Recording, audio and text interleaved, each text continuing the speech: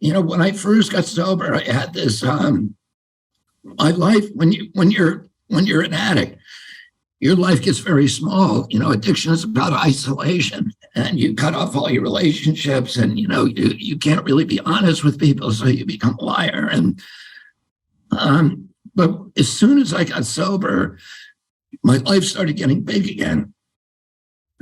And like for me, the cash and prizes started coming very, very quickly. Mm-hmm. And I was maybe a couple of months after after into my program, I was running through a national airport and I had a kind of mission critical. I had to get to this airplane, and it looked like I was going to miss it. And I was running as fast as I could, and I had a piece of dentine chewing gum. I put in my mouth, and I rolled the wrapper up, and then I threw the wrapper at a trash can as I passed it. The wrapper went right in, like swish, into the middle of the trash can. But as I was running by, I noticed out of the corner of my eye that it hit something in there, and it bounced back out. And my first reaction is, well, that's God's problem because I made the shot. And goaltending, right? So, but anyway, I got about 30 or 40 or 50 feet, and it just began eating at me. And at that point, I said, I got to go back and put it back in. And so, and for me, that day, that was probably the most important decision I made that day. I did make my plane, and whatever I had to do, I did. But the hardest thing is when your life does start getting good. My inclination, like most people, is to say, thanks God, I got it from here, and then take the wheel back and drive the car off the cliff again. And the difficulty is, how do you stay even when everything's going well in your life? How do you stay in that posture of surrender? Because addiction, like almost everything else we do, is about abuse of power.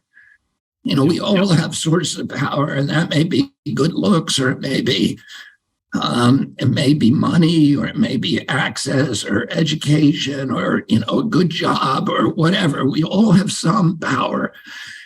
And if we abuse it by making it serve self-will, that's what our inclination is. And it takes discipline to submit everything to God's will instead. And when everything's going well in your life, that's the hardest time to stay in that, in that posture of surrender. And what, I do, to maintain, because it's not my inclination. My inclination is to take back my power and then, act on out of self-will. So I start every morning with a meditation. Mm-hmm. Where I plan my day, and I make, I'm purposeful about what I want to do to keep my life in line with, my higher power's will. So I know what I have to do in each situation, whether it's having a conversation with one of my kids, or arguing a case, or talking to a reporter that, okay, I have to serve the, honesty and forthrightness, and,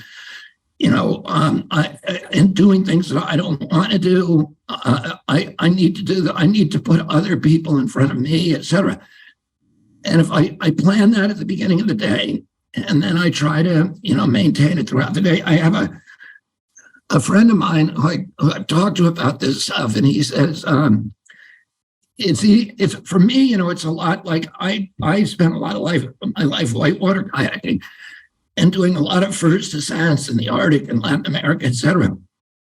And when you're scouting a new river, a new rapid, you usually find a bluff over the rapid, and then you study it for a while, watch the water, and you plan a line. And you might have to make 6 or 8 or 9 moves, and you memorize those to get through it safely.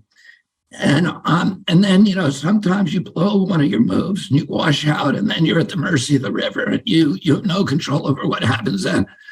My daily life is like that. I have to climb the bluff. I have to look at my day and say, how am I going to get through these particular things that I'm doing on, today, and stay in God's will rather than Bobby's will.